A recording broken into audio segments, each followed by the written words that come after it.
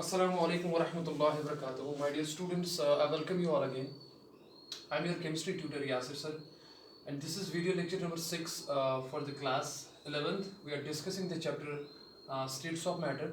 और आज का जो हमारा लेक्चर है, आज का जो हमारा टॉपिक है वो है चार्ल्स लॉ के मुताबिक। पिछले वीडियो लेक्चर में हमने बॉयल्स लॉ जो है वो अंडरस्टैंड किया, और मैं जल्दी जल्दी आपको बताता हूँ। बॉयल्स लॉ हमें ये बताता है that at constant temperature pressure of a gas is inversely proportional to its volume। ठीक है ना। तो ये जो स्टेटमेंट था, ये जो मैंने यहाँ पे रिलेशन रखी, ये बॉयल्स लॉ का स्टेटमेंट है that at constant temperature pressure of a gas, a pressure exerted by a gas is inversely proportional to its volume। कहने का मतलब ये है जितना प्रेशर ज़्यादा होगा गैस का कांस्टेंट टेम्परेचर पे उतना ही उसका वॉल्यूम कम होगा, एंड वाइस वर्सा का मतलब है जितना वॉल्यूम ज़्यादा होगा उतना ही प्रेशर कम होगा। तो आप वीडियो लेक्चर नंबर 5 अच्छे से देख लीजिए। ये टॉपिक जो है बॉयल्स लॉ वो मैंने सारा डिस्कस किया है। आज का टॉपिक जो है हमारा वो चार्ल्स लॉ है। तो चार्ल्स जो है एक साइंटिस्ट था, इसका नाम था जैक्स चार्ल्स। इसका नाम था जैक्स चार्ल्स। 1787 में इसने एक्सपेरिमेंट किया किस पे? गैसेस पे किया। देखिए, तो व्हाट जैक्स चार्ल्स डिड, आप खाली चार्ल्स नाम याद रख सकते हैं। इसने एक्सपेरिमेंट्स कंडक्ट किए। जब इसने एक्सपेरिमेंट कंडक्ट किए तो किस पे किए एक्सपेरिमेंट कंडक्ट? गैसेस पे किए। इसने एक्सपेरिमेंट गैसेस पे किए, लेकिन इसने काम क्या किया? इसने एट कांस्टेंट प्रेशर जो है वो एक्सपेरिमेंट किए, यानी कि इसने प्रेशर कांस्टेंट रखा। अगर आप बॉयल्स लॉ देखेंगे वहां पे हम टेम्परेचर कांस्टेंट रखते थे। तो इसने क्या किया? इसने गैसेस लिए, प्रेशर जो है गैस का वो कांस्टेंट रखा, और इसने एक्सपेरिमेंट में किया क्या? He tried to understand the relationship he tried to understand the relationship between volume of gas and temperature at constant pressure। इसने क्या किया काम? इसने देखा कि वॉल्यूम ऑफ गैस और टेम्परेचर के दरमियान क्या रिलेशनशिप है। In other words we can say that he observed, he studied the effect of temperature। He understood the effect, he gave the effect of temperature on the volume of gas। एक constant pressure पे temperature और volume of gas से क्या relation है आपस में, क्या कैसा इफेक्ट करता है, यानी कि टेम्परेचर कैसा इफेक्ट दिखाता है वॉल्यूम ऑफ गैस पे। इसने काफी सारे एक्सपेरिमेंट्स किए और इसकी वजह से जो है ये कंक्लूजन पे पहुंचा। तो इसने क्या कहा वो स्टेटमेंट मैं आपको बाद में दूंगा, लेकिन पहले मैं आपको ये चीज समझाऊंगा फिर से। जैक्स चार्ल्स 1787 में इसने काफी एक्सपेरिमेंट्स किए गैसेस पे।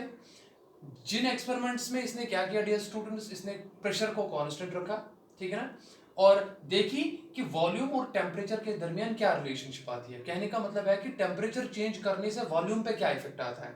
अगर टेम्परेचर इंक्रीज करेंगे तो वॉल्यूम का क्या होता है, अगर डिक्रीज करेंगे तो वॉल्यूम पे क्या असर आता है। तो मतलब कहने का ये है that he studied the effect of temperature on the volume of a gas at constant pressure. P जो है वो इसने कांस्टेंट रखा, यानी कि प्रेशर इसने चेंज नहीं करने दिया। अब देखिए मैं आपको समझाता हूं इसने क्या कहा। इसने कहा लेट्स सपोज हमारे पास एक कंटेनर है, और उस कंटेनर में मान लो ये मैंने एक कंटेनर बनाया। देखो यहाँ पे एक रफली कंटेनर मैंने एक बनाया just to make you understand. और मान लो इस कंटेनर में क्या है डियर स्टूडेंट्स? इस कंटेनर में गैस है। इसने कहा दैट मान लीजिए एट 0 डिग्री सेल्सियस, मीन्स जब टेम्परेचर 0 डिग्री सेंटीग्रेड होगा, सेल्सियस स्केल तो आपको पता है। लेट सपोज उस टाइम जो गैस का वॉल्यूम होगा जितना भी होगा 0 डिग्री सेल्सियस पे डियर स्टूडेंट्स एक बात याद रखना, वॉल्यूम गैस का 0 नहीं होता। आप देख सकते हैं, मान लो जब आप विंटर्स में देखते हैं टेम्परेचर इवन सब जीरो में चला जाता है, माइनस में चला जाता है, तो गैस जो है गैस का कुछ ना कुछ वॉल्यूम रहता है। अब जो भी गैस का वॉल्यूम है जो भी टाइप ऑफ गैस है, जितना भी आप अमाउंट लेते हैं, एट 0 डिग्री सेल्सियस कितना वॉल्यूम है गैस का मुझे नहीं पता, मैंने लिखा V नॉट, ये रिप्रेजेंटेशन है। Let's suppose V not represents the volume of a gas at 0 degree Celsius. अब देखो इसने क्या कहा, गे-लुसाक ने जो एक्सपेरिमेंट किए वहां से जो इसको ऑब्जर्वेशन मिली, तो ऑब्जर्वेशन देखो क्या मिली इसने देखा अगर मैं टेम्परेचर, देखिए अगर मैं टेम्परेचर इंक्रीज करता हूं, बात को समझना, अगर मैं टेम्परेचर इंक्रीज करता हूं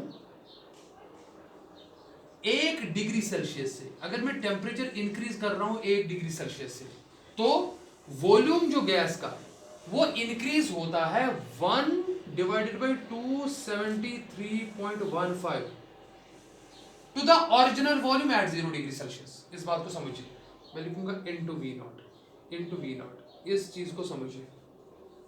मैंने क्या कहा, दैट एक गैस है उसका वॉल्यूम 0 डिग्री सेल्सियस पे जो है वो है वी नॉट, वो मैंने रिप्रेजेंट किया। तो अगर आपको कोई पूछेगा बताइए ये गैस है उसका 0 डिग्री सेल्सियस पे कितना वॉल्यूम है, आप कहना मुझे नहीं पता है, मैंने रिप्रेजेंट किया वी नॉट से। अब वो आपको ये कहेगा, मान लो मैंने टेम्परेचर इंक्रीज किया 1 डिग्री सेल्सियस से, यानी कि मैंने 1 डिग्री सेल्सियस जो है टेम्परेचर बढ़ाया। टेम्परेचर बढ़ने से वॉल्यूम बढ़ता है, कितना बढ़ेगा, पहले किसका बढ़ेगा सर, जितना वॉल्यूम था ऑलरेडी।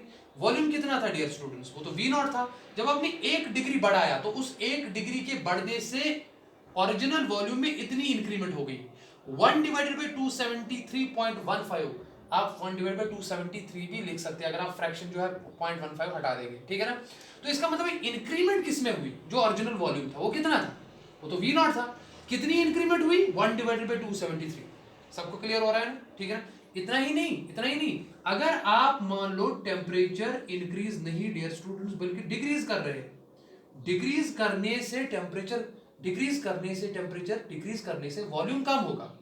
आपने पढ़ा होगा बेसिक साइंस जो है, that gases expand on heating and gases contract on cooling. यानी कि अगर आप गैस को हीट करते हो ना डियर स्टूडेंट्स, का वॉल्यूम जो है वो बढ़ जाता है, एक्सपैंड होता है, तो जाहिर सी बात है इंक्रीमेंट होगा। अगर आप टेम्परेचर डिक्रीज कर रहे हैं यानी कि कूल कर रहे हैं, चलो मान लो मैं 1 डिग्री सेंटीग्रेड से ही करूंगा, उस टाइम भी टेम्परेचर डिक्रीज होगा, लेकिन कितना होगा, इतना ही अमाउंट होगा, 1 डिवाइडेड बाई 273.15, लेकिन किसका होगा, जो ओरिजिनल वॉल्यूम है वो वी नॉट है। तो यहाँ पे क्या होगा, यहाँ पे इंक्रीज होगा, बिकॉज मैंने टेम्परेचर इंक्रीज किया, वॉल्यूम भी इंक्रीज होगा, और यहाँ पे मैंने टेम्परेचर डिक्रीज किया तो यहाँ पे वॉल्यूम भी डियर स्टूडेंट्स डिक्रीज होगा। बात समझिए। अब आप कहेंगे सर ये जरूरी नहीं है आप 1 डिग्री ले, मैंने अगर 2 डिग्री से किया, मैंने अगर 3 डिग्री से किया, मैंने अगर 4 डिग्री से किया, या मैंने अगर किसी भी टेम्परेचर से, मैंने अगर किसी भी वैल्यू से टेम्परेचर इंक्रीज किया, तो सर उस टाइम वॉल्यूम जो इंक्रीज होगा वो कितना होगा, देखो उसके लिए रिलेशनशिप क्या है। अब मैं कहूंगा, चलो मैं पहले इरेज करता हूं, आपने ये चीजें समझी होगी। देखिए अब मैं क्या कह रहा हूं, ध्यान से समझिए। अब मैं कह रहा हूं लेट अस सपोज, ये चीज तो कांस्टेंट है, ये चीज आपको ध्यान में रखनी है, दैट 0 डिग्री सेल्सियस पे कितना वॉल्यूम गैस ऑक्यूपाई करता है, that is equal to V naught. अब ये चीज समझ आ गई ना आपको। अब देख लीजिए, मान लो अगर मैं कहूंगा, चलो मैं आपको ऐसे कहूंगा, मान लो अगर मैंने टेम्परेचर जो है वो मैंने चलो मान लो इंक्रीज ही कर दिया, मैं लिखूंगा ऐसे इंक्रीज, ऊपर वाला एरो इंक्रीज कहलाता है, और नीचे जब एरो लिखा, ये रिप्रेजेंटेशन है, तरीका है शॉर्ट फॉर्म दिखाने का, डिग्रीज है। मान लो अगर मैंने 10 डिग्री सेंटीग्रेड से किया, बात समझ रहे, तो बताओ उस टाइम वॉल्यूम कितना होगा इंक्रीज, उस टाइम जो वॉल्यूम इंक्रीज होगा, इंक्रीमेंट, पहले खाली इंक्रीमेंट देखो, इंक्रीमेंट कितनी होगी, इंक्रीमेंट होगी 10 डिग्री सेंटीग्रेड से, बिकॉज एक पार्ट अगर 1 डिवाइडेड बाई 273.15 करेगा तो 10 डिग्री सेंटीग्रेड से कितना होगा, 10 डिवाइडेड बाई 273.15, जो ओरिजिनल वॉल्यूम है वो वी नॉट। आप समझ रहे हो ना इसको। ये पोर्शन जो है ना, ये पोर्शन ये खाली इंक्रीमेंट है, इंक्रीमेंट कितना इंक्रीज हो रहा, ठीक है ना। अब देखिए फिर से समझिए, मान लो मेरे पास अगर इस गैस का अगर मैं टेम्परेचर इंक्रीज करूंगा to T degree centigrade, check it out, आराम से समझ लेना, मैं टेम्परेचर कितना इंक्रीज कर रहा हूं, मैं T डिग्री सेंटीग्रेड से इंक्रीज कर रहा हूं, इस बात को समझिए। बताइए उस टाइम इंक्रीमेंट कितना होगा, खाली इंक्रीमेंट, देखिए इंक्रीमेंट कितना होगा, वो होगा T डिग्री सेंटीग्रेड लिखना जरूरी नहीं है, डिवाइडेड बाई 273.15, किसका होगा, V नॉट का होगा। ये वैल्यू खाली इंक्रीमेंट कहलाता है। जब आप कहते हो, देखो मैं आपको समझाता हूं। फॉर एग्जाम्पल मैं कहूंगा मेरे पास है 100 रुपीज, मेरे पास है 100 रुपीज। अब मैं कहूंगा 100 रुपीज इतना है। मान लो आपने ये बैंक में रखा, बैंक ने आपको क्या किया, बैंक ने आपको इंटरेस्ट जो दिया वो 5% के हिसाब से दिया। पहली बात, आप मुझे बताओ आपका इंटरेस्ट किस पे चढ़ेगा, जो आपका अमाउंट है वहां पे वो कितना है, 100 है। तो अगर आप देखेंगे 5% अगर आप इसका इंटरेस्ट चढ़ाओगे मतलब 1 साल के लिए फॉर एग्जांपल, तो बताओ इंक्रीमेंट कितना होगा, इंक्रीमेंट कितना होगा। टोटल अमाउंट में नहीं कह रहा हूं, इंक्रीमेंट किसका होगा सर, जितना अमाउंट है। तो अमाउंट कितना है, वो तो 100 है। बताइए 100 का अगर आप 5% के हिसाब से करेंगे, वो तो ऐसे ही लिखते हैं ना आप, तो ये तो कैंसिल हो गया, वो कितना होगा। इसका मतलब है आपको 100 रुपए में इंक्रीमेंट कितनी हो रही है, 5 रुपीज की, 5 रुपीज की इंक्रीमेंट हो रही है। लेकिन अगर मैं आपको कहूंगा बताइए टोटल अमाउंट कितना है, तो टोटल बताओ कितना होगा। टोटल अमाउंट अगर मैं कहूंगा आपको इंक्रीमेंट के साथ, तो वो क्या होगा, वो तो होगा इनिशियल अमाउंट प्लस इंक्रीमेंट। बताइए इनिशियल अमाउंट कितना था, वो तो 100 था, और इंक्रीमेंट कितना हुआ, वो तो 5 है, तो टोटल कितना हो गया 105। अब यहां पे आ जाइए, अब यहां पे आ जाइए, देखिए मैं फिर से यहां पे लिखता हूं आपको, at 0 degree centigrade volume occupied by a gas is equal to V naught, but at T degree centigrade, बात समझिए please try to understand, volume कितना होगा मुझे नहीं पता है, मैं लिखूंगा VT। सबको क्लियर होगा। 0 डिग्री सेल्सियस पे कितना वॉल्यूम गैस ऑक्यूपाई करता है, V नॉट।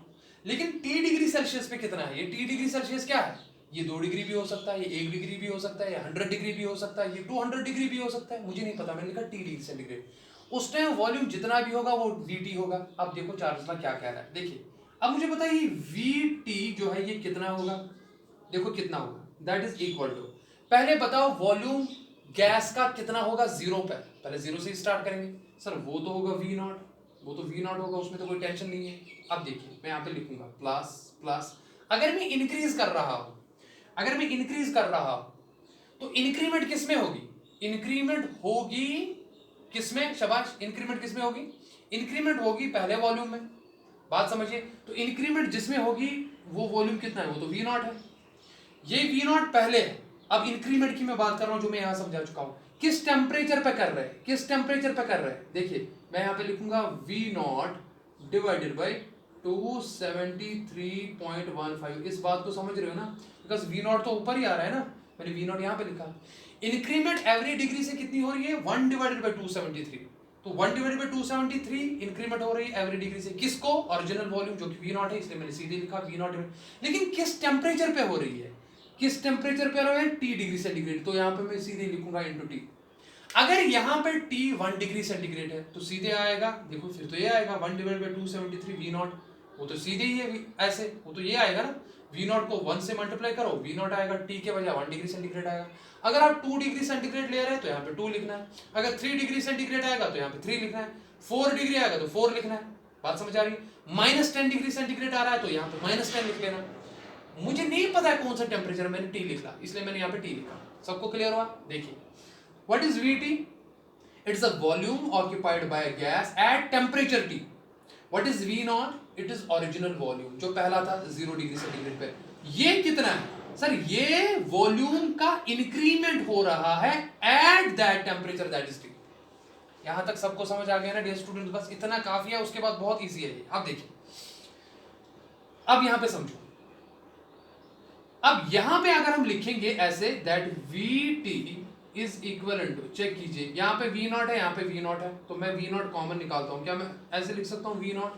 अब देखिए अंदर क्या बचेगा, V naught plus into 1, that is V not into 1 is equal to V naught. सबको क्लियर हो रहा है, plus T divided by 273.15। Check it out. सबको क्लियर हुआ। चलो मैं ये इरेज करता हूं, यहाँ पे बहुत सिंपल है, आराम से समझो।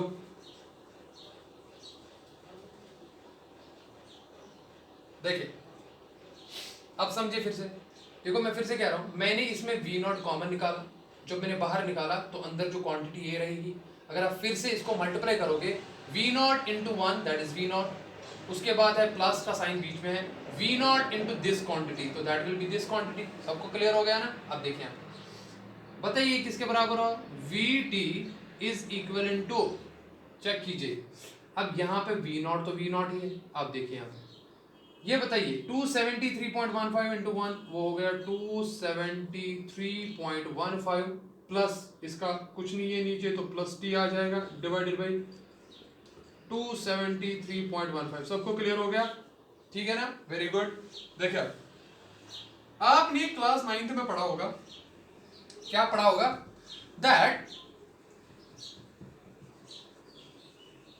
टेम्परेचर जो केल्विन में होता है, चेक कीजिए 273, मैं यहां पे लिखता हूं ये 273.15, या मैं ऐसे लिखता हूं, चलो मैं यहां पे लिखता हूं, यहां पे जगह है नीचे में लिखता हूं, यहां पे आ जाओ। आपको पता है टेम्परेचर इन केल्विन जो होता है वो बराबर होता है temperature in degree centigrade, temperature in degree centigrade plus 273.15। जिसको ये पता नहीं है वो याद रख लो। अगर आपको टेम्परेचर डिग्री सेल्सियस में दिया है, आपको उसको ये वैल्यू ऐड करना है, आपको टेम्परेचर केल्विन में मिलेगा।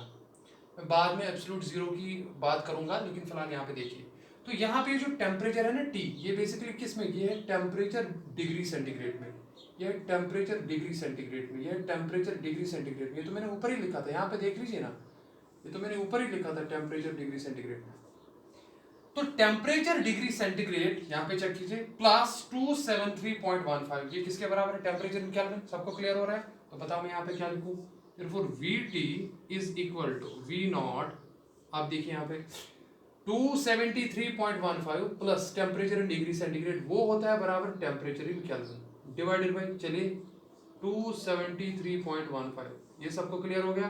देखिए यहाँ पे अब चेक कीजिए V नॉट क्या है, V not represents the volume of a gas at 0 degree Celsius and V not का वैल्यू जो भी होगा, V नॉट का वैल्यू जो भी होगा ये वैल्यू कांस्टेंट रहेगा। एक गैस के लिए, पर्टिकुलर गैस के लिए, पर्टिकुलर अमाउंट के लिए 0 डिग्री सेल्सियस पे वॉल्यूम का वैल्यू जो भी होगा उस गैस के लिए एट कांस्टेंट प्रेशर वो V नॉट कांस्टेंट होगा।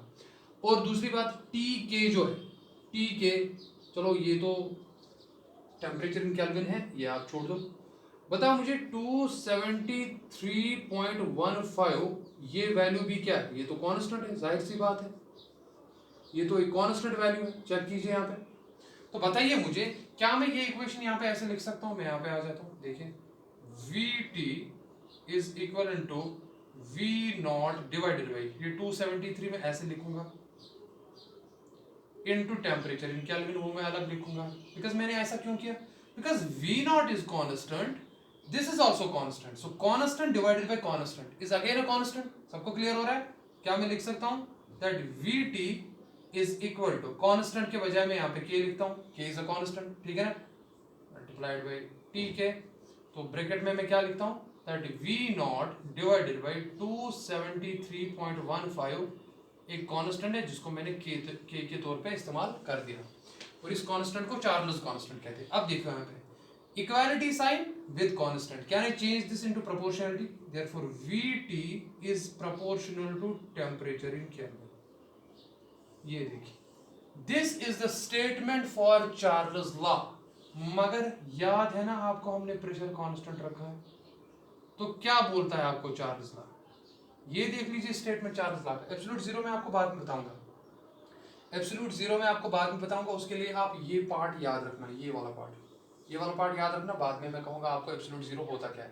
चेक कीजिए तो यहाँ पे वैल्यू क्या आता है, यहाँ पे जो मैंने नीचे इक्वेशन लिखी या जो मैंने रिलेशन नीचे लिखी यहाँ पे वो क्या बताती है आपको, eight constant pressure the volume occupied by a gas is directly proportional, मैं फिर से कह रहा हूँ, eight constant pressure the volume occupied by a given amount of a gas is directly proportional to its Kelvin temperature। This is the statement of Charles law, my dear students, this is the statement of Charles law। मैं फिर से कह रहा हूँ, तो Charles law का statement यहाँ पे क्या आ गया, मैं यहाँ पे लिखता हूँ चार्ल्स लॉ का जो स्टेटमेंट है, चार्ल्स लॉ का जो स्टेटमेंट है, बिकॉज ये लॉ है तो क्या लॉ आ गया, देखिए that at constant pressure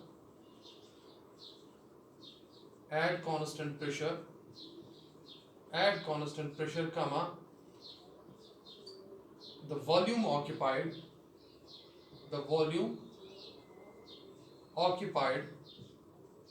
by given amount, या मास भी लिख सकते हो आप यहाँ पे, the volume occupied by the given amount of gas is directly proportional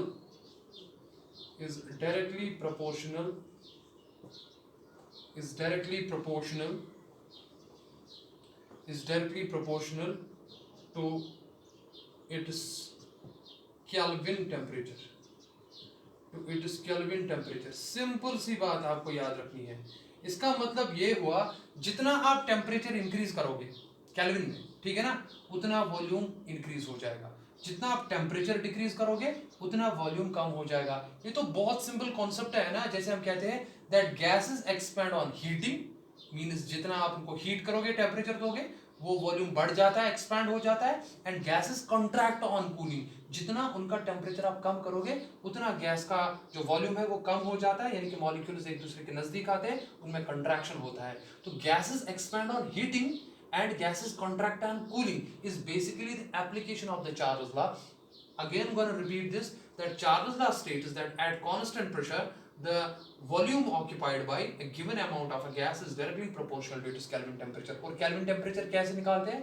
Kelvin temperature हम कैसे निकालते हैं? अगर हमें डिग्री सेंटीग्रेड जो है डिग्री सेल्सियस टेम्परेचर अगर हमें पता हो, सेल्सियस टेम्परेचर, उसको हम ऐड करते हैं 273.15 का वैल्यू, ठीक है ना।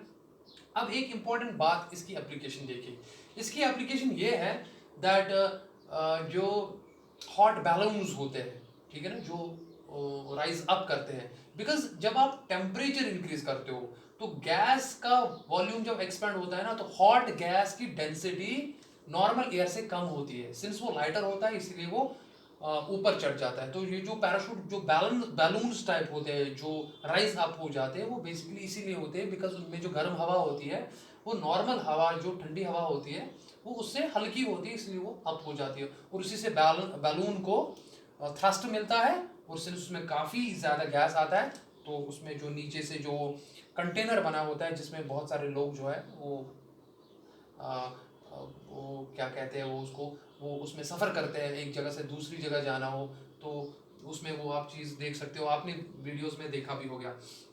अब देखिए यहाँ पे एक और इम्पोर्टेंट बात है दैट अगर वॉल्यूम, यहाँ पे मैं लिखता हूँ, चलो ये वाला पोर्शन इरेज करता हूँ।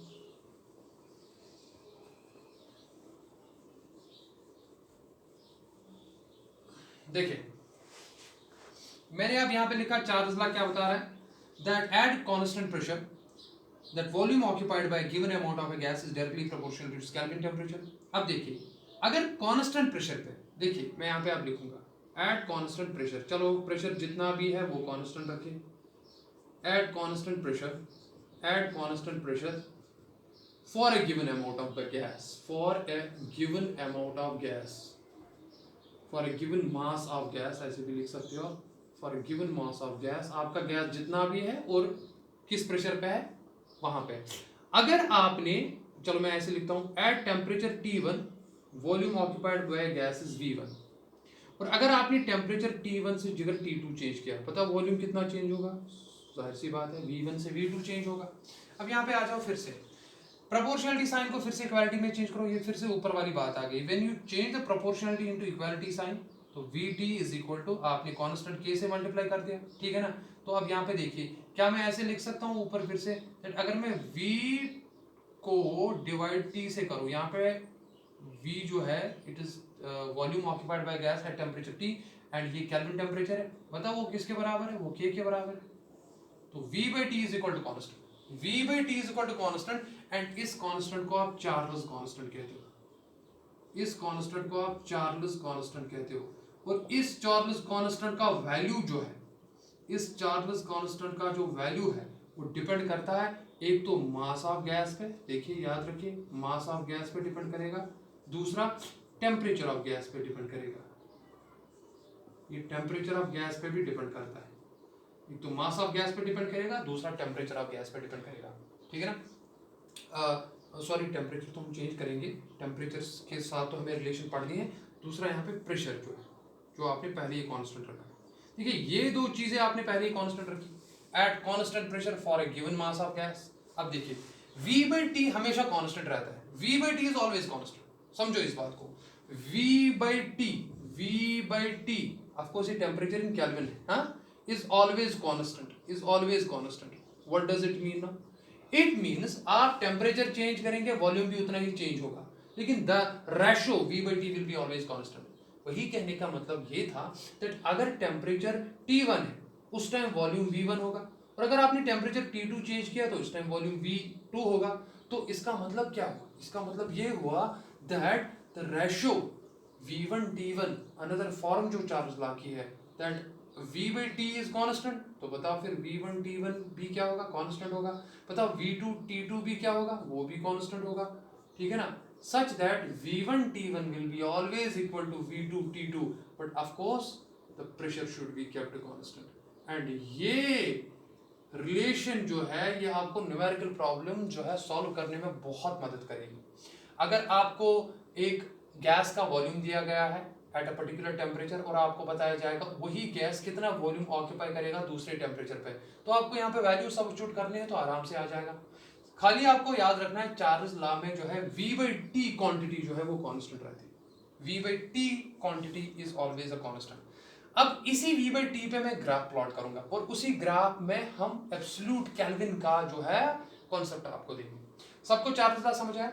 सीधे याद रखना है at constant pressure the volume occupied by gas is directly proportional to its temperature। आप वॉल्यूम टेम्परेचर बढ़ाए dear students, volume of gas बढ़ेगा, एक्सपेंड हो जाएगा। आप टेम्परेचर कम कीजिए, वॉल्यूम ऑफ गैस भी कम हो जाएगा, यानी गैस कंट्रैक्ट करना स्टार्ट करेगा।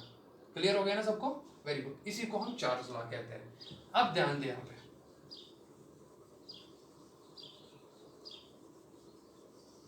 देखिए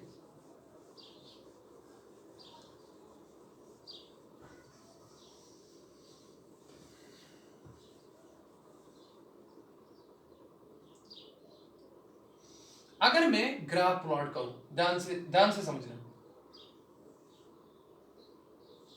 ये मैंने एक एक्सिस डाली यहाँ पे, चेक कीजिए।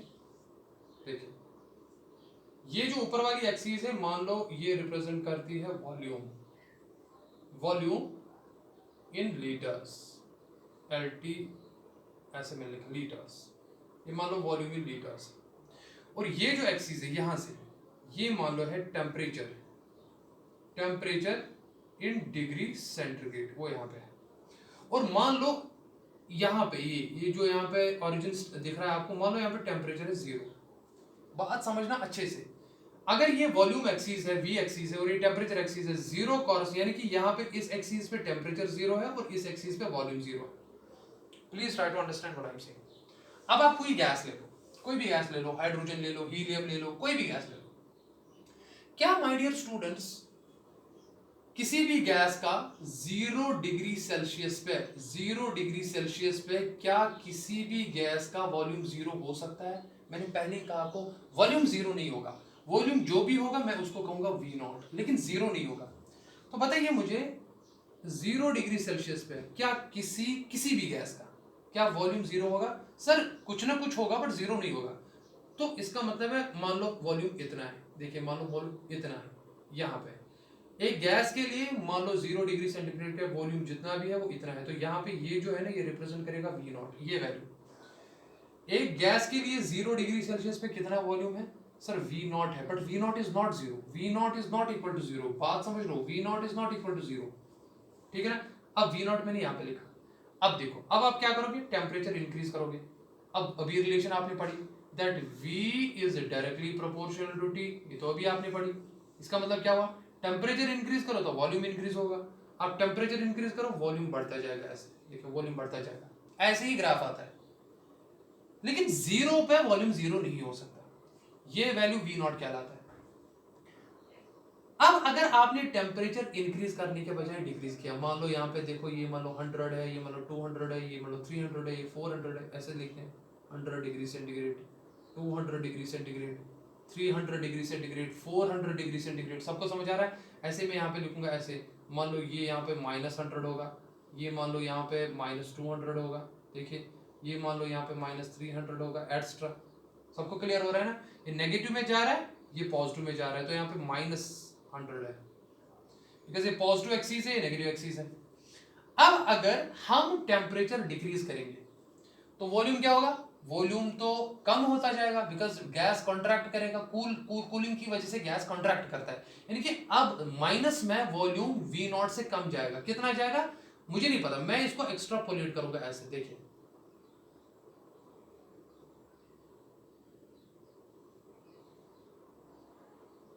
देखिए ध्यान दो मैं क्या कह रहा हूं। अब इस वैल्यू पे देखो, जब आप गैस को कूल कर रहे हो, यानी कि टेम्परेचर आप नेगेटिव में ले रहे हो, एक वक्त ऐसा आ रहा है जब ये एक्स्ट्रापोलेटेड लाइन यहां पे टच कर रही है। इसका मतलब है, बताओ यहां पे टेम्परेचर कितना है? अब जितना भी है माइनस में होगा। इस टेम्परेचर पे वॉल्यूम कितना आ रहा है? वो तो 0 आ रहा है, चेक कीजिए ना यहाँ पे। इसी टेम्परेचर को वैल्यू दिया जाता है, यानी कि ये टेम्परेचर दिखाया गया है 273.15, यानी कि this is theoretical temperature, and इस टेम्परेचर को कहते हैं एब्सोल्यूट जीरो। इसी को कहते हैं एब्सोल्यूट जीरो, और इसी टेम्परेचर को कहते हैं zero kelvin temperature. Zero kelvin temperature इसी को कहते हैं माय डियर स्टूडेंट्स।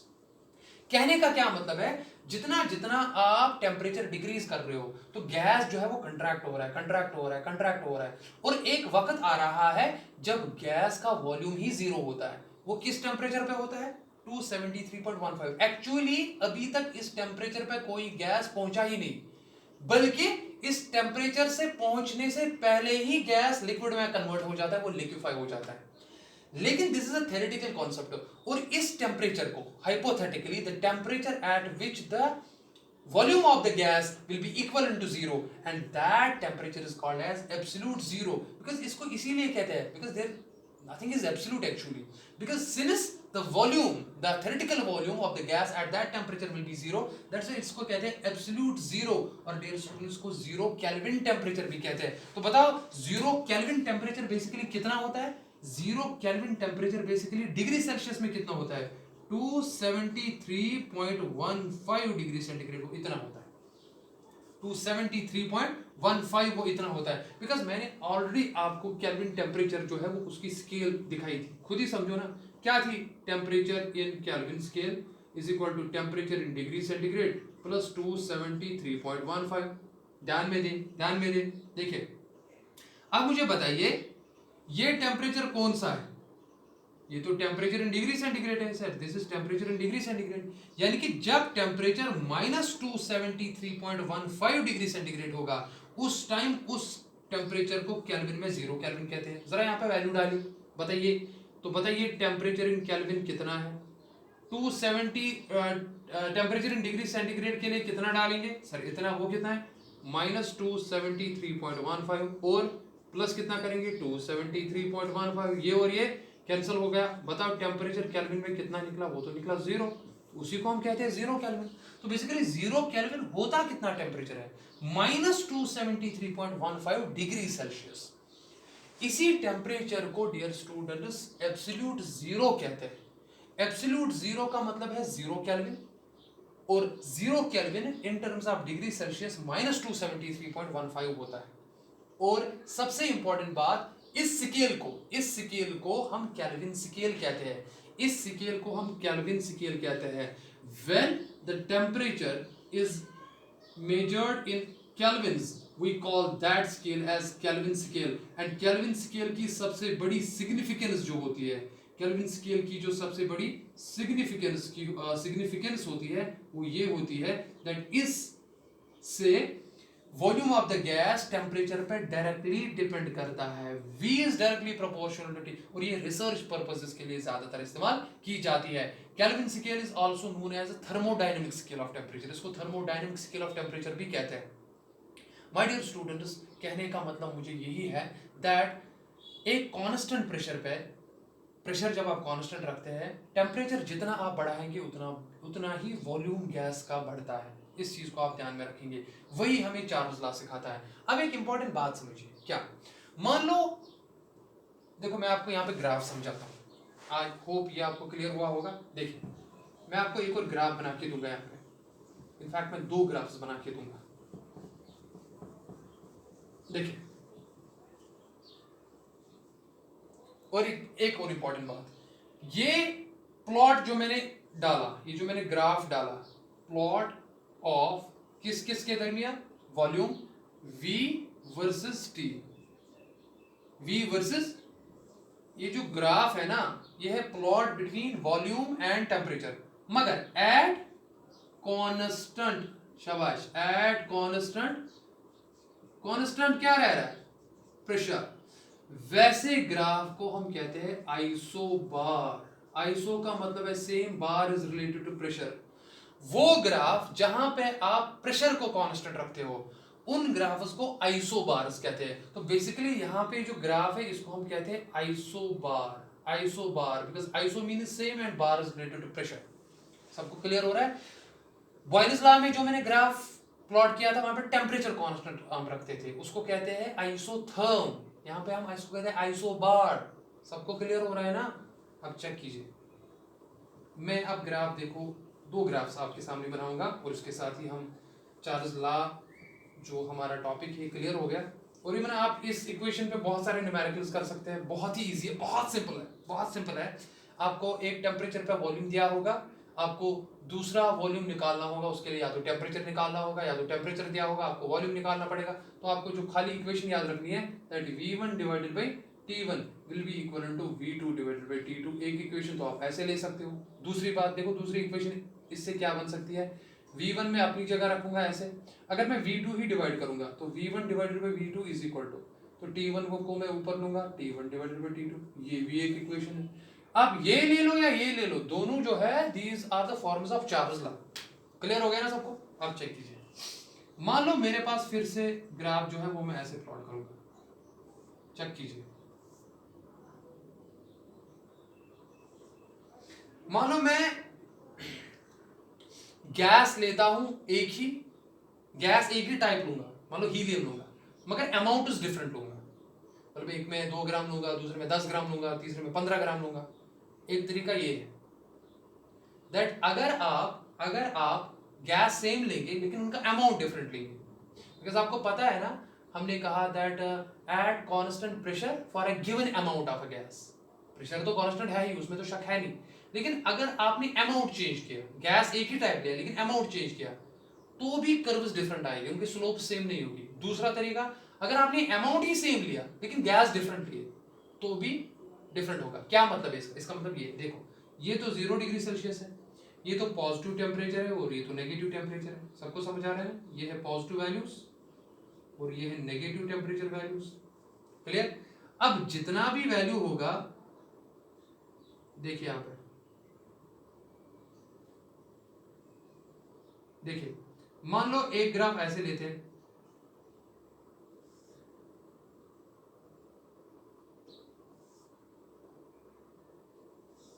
देखिए मैंने 3 ग्राफ बनाए, graph A, graph B, graph सी। बात समझो, या तो ये एक ही टाइप ऑफ गैस है लेकिन अमाउंट डिफरेंट है, या तो ये डिफरेंट टाइप्स ऑफ गैस है लेकिन अमाउंट सेम है। उस टाइप स्लोप जो बनता है ना वॉल्यूम एक्सिस के साथ, ये वॉल्यूम एक्सिस है और ये टेम्परेचर एक्सिस है, वो सेम नहीं होता। यानी कि इस ग्राफ के लिए V नॉट कितना होगा, एक के लिए V नॉट कितना होगा, मैं लिखूंगा VA नॉट, ये इस गैस के लिए, ये गैस A, ये जो A गैस है ना, A गैस, उसके लिए 0 डिग्री सेल्सियस में कितना वॉल्यूम है, वो है VA नॉट। अगर मैं इस ग्राफ के लिए देखूंगा, B गैस जो है उस गैस के लिए कितना है, वो होगा VB नॉट, या इसके लिए VC नॉट होगा, अगर ये गैस C है तो इसके लिए कितना V नॉट होगा, वो होगा VC नॉट। ये representation, they can occupy different volumes at 0 degree centigrade, because 0 degree Celsius पे वॉल्यूम 0 नहीं हो सकता। लेकिन अगर आप इनको एक्स्ट्रापोलेट करेंगे, देखिए मैं इनको एक्स्ट्रापोलेट करूंगा जैसे मैंने ऊपर आपको दिखाया, ये सारे के सारे यानी कि 0 पे एक ही टेम्परेचर पे आएंगे और वो टेम्परेचर -273.15 होगा। इसका मतलब ये हुआ दैट गैस कोई भी हो और कितना भी हो, गैस कोई भी हो कितना भी हो, -273.15 पे उनका हाइपोथेटिकल वॉल्यूम 0 ही होगा। तो एक्चुअली हम कहते हैं कि उस टेम्परेचर पे गैस एग्जिस्ट ही नहीं करता है, बिकॉज वो उससे पहले ही लिक्विफाई हुआ होता है। लेकिन यहाँ पे स्लोप डिफरेंट है। अब देखो स्लोप का क्या मतलब है। अब देखिए, सिंस ये वॉल्यूम है तो बताइए वॉल्यूम किसका ज्यादा है। वॉल्यूम तो इस ग्राफ का ज्यादा है, इस ग्राफ का तो वॉल्यूम कम है, इस ग्राफ का तो इससे कम है। मैं बताऊंगा, बताओ इस पॉइंट पे कितना वॉल्यूम है। देखो कितना वॉल्यूम है, आप यहाँ से एक लाइन डालेंगे, सर इतना है। बताओ इसके लिए कितना वॉल्यूम है, सर वो तो इतना है। बताओ, और टेम्परेचर देखो, टेम्परेचर मान लो हम सेम रखेंगे। चलो टेम्परेचर हम देखेंगे इस टेम्परेचर पे। बताओ इस टेम्परेचर पे दिख रहा है सबको, इस टेम्परेचर पे इस गैस के लिए, इस गैस के लिए और इस गैस के लिए वॉल्यूम कितना है। इस गैस के लिए कितना वॉल्यूम है, तो यहाँ से हम एक्सिस डालेंगे, सर इतना है ये वाला। बताओ इस ग्राफ के लिए कितना है, सर वो तो इतना है, चेक कीजिए, सर इतना है। और बताओ इस ग्राफ के लिए कितना है, सर वो तो इतना है। सबको समझ आ रहा है ना।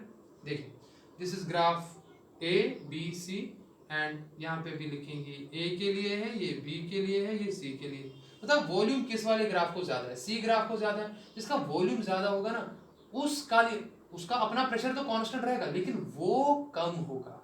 ठीक है ना। अगर हम प्रेशर की बात करेंगे तो बताओ इसका प्रेशर कितना होगा, वो P1 लिखेंगे।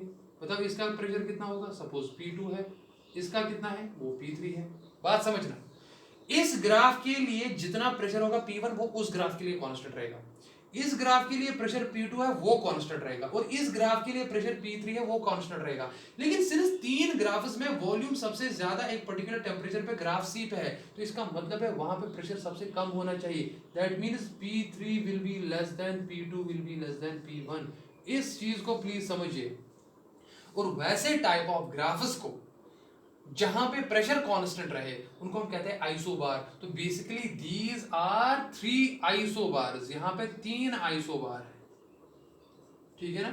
तो यहां पे बेसिकली ग्राफ में फिर से कहूंगा V और T के दरमियान हमने डाला एट कांस्टेंट प्रेशर, उस ग्राफ को हम आइसोबार कहते हैं। तो Charles law my dear students हमें देता है relationship of temperature and volume. Means जितना आप टेम्परेचर इंक्रीज करेंगे, जितना आप टेम्परेचर इंक्रीज करेंगे, यानी कि V is directly proportional to temperature in kelvin. जितना माय डियर स्टूडेंट्स आप टेम्परेचर इंक्रीज करेंगे उतना वॉल्यूम इंक्रीज होगा, जितना आप टेम्परेचर डिक्रीज करेंगे उतना वॉल्यूम डिक्रीज होगा। तो एट कांस्टेंट प्रेशर, लेकिन प्रेशर क्या होना चाहिए, प्रेशर कांस्टेंट होना चाहिए, P वहां पे कांस्टेंट होना चाहिए। तो इसका मतलब ये हुआ at constant pressure volume occupied by a gas is directly proportional to its kelvin temperature. और इसकी एप्लीकेशन यही है दैट गैसेस हीटिंग से एक्सपैंड होते हैं और उनका वॉल्यूम बढ़ जाता है, और कूलिंग से वो कंट्रैक्ट हो जाते हैं। तो इस पे प्लीज आप डियर स्टूडेंट्स प्रॉब्लम्स कीजिए। This is all about video lecture number 6। we have discussed Charles law and we are going to meet in the next video lecture number 7। उसमें हम पढ़ेंगे Gay-Lussac's law। वहां पे बिल्कुल ऐसे ही हम पढ़ेंगे, लेकिन यहाँ पे हमने प्रेशर कांस्टेंट रखा, वहां पे हम वॉल्यूम कांस्टेंट रखेंगे। यहाँ पे हमने relationship between volume and temperature in kelvin पढ़ी, वहां पे हम रिलेशनशिप पढ़ेंगे between pressure and kelvin temperature. बस इतना ही है, और उसके बाद हम धीरे धीरे आगे बढ़ेंगे। तो आप प्लीज मेहनत कीजिए, इन चीजों को नोट डाउन कीजिए अपनी नोटबुक में। मिलेंगे इंशाल्लाह in the coming video lecture number 7। Till then फी अमानिल्लाह। अस्सलाम वालेकुम व रहमतुल्लाह।